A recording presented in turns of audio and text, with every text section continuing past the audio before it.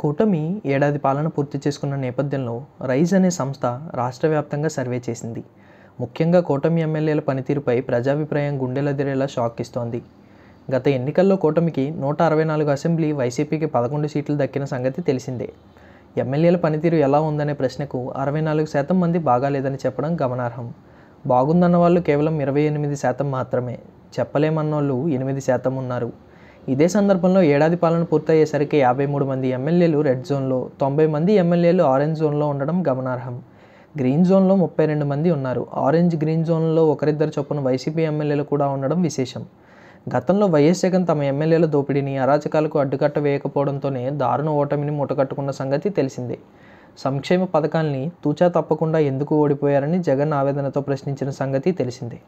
అయితే క్షేత్రస్థాయిలో ఎమ్మెల్యేలపై వ్యతిరేకత ఉందని ఎన్నికల సమయానికి గుర్తించి భారీగా మార్పులు చేర్పులు చేసినప్పటికీ అప్పటికే చేయి దాటిపోవడంతో వైసీపీకి ఓటమి తప్పలేదు. అయితే తాజాగా రైస్ సంస్థ సర్వే ఫలితాల్లో కూటమికి ఊరటనిచ్చే విషయం ఏంటంటే, ప్రభుత్వ పనితీరు బాగుందని 52.80%, బాగాలేదన్నోళ్ళు 26%, పర్వాలేదని అభిప్రాయపడ్డ వాళ్ళు 21.20% మంది ఉండడం విశేషం.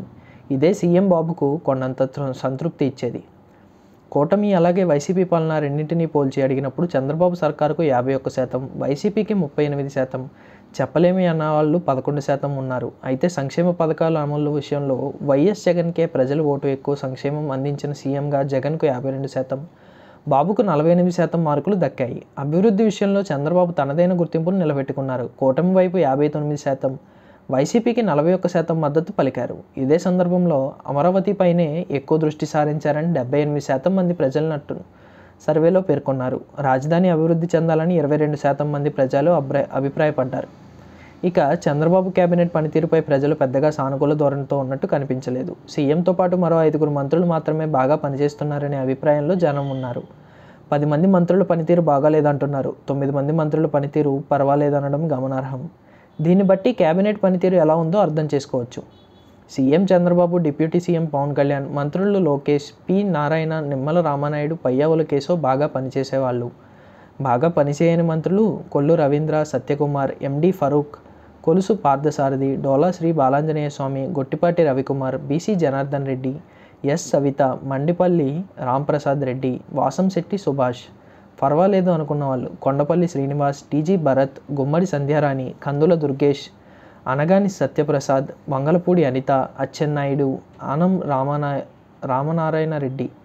ప్రభుత్వంపై అసంతృప్తికి కారణాలు: అమరావతిలో 2వ విడత భూసేకరణ, కక్ష సాధింపు పాలన, ఆక్వా రైతుల కష్టాలు, సాధారణ రైతుల ఇబ్బందులు, రేషన్ సరఫరాలో మార్పు, ఎమ్మెల్యేల విచ్చలవిడి అవినీతి, విద్యుత్ ఛార్జీల పెంపు, నామినేటెడ్ పోస్టుల భర్తీ విధానం, గ్రామీణ ప్రజల్లో కొనుగోలు శక్తి క్షీణించడం, సెటిల్మెంట్లు, ఇసుక దందా, లిక్కర్ పర్సంటేజీలు.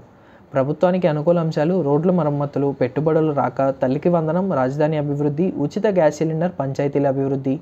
కూటమి ఎమ్మెల్యేల తీరుపై ఏ నోటా విన్నా తీవ్ర వ్యతిరేకత వినిపిస్తోంది. రైస్ సర్వేలో కూడా మరోసారి అదే అభిప్రాయం ప్రతిబింబించింది. ఇప్పటికైనా ప్రభుత్వ పెద్దలు మేల్కొని కూటమి ఎమ్మెల్యేల దోపిడీ అరాచకాలను కట్టడి చేయకపోతే సార్వత్రిక ఎన్నికల వరకు ఫలితాలు ఎలా ఉంటాయో ఎదురు చూడాల్సిన అవసరం లేదు. ఎందుకంటే దానికి మోడల్గా వైసీపీ కళ్ళెదుటే ఉండడమే కారణం.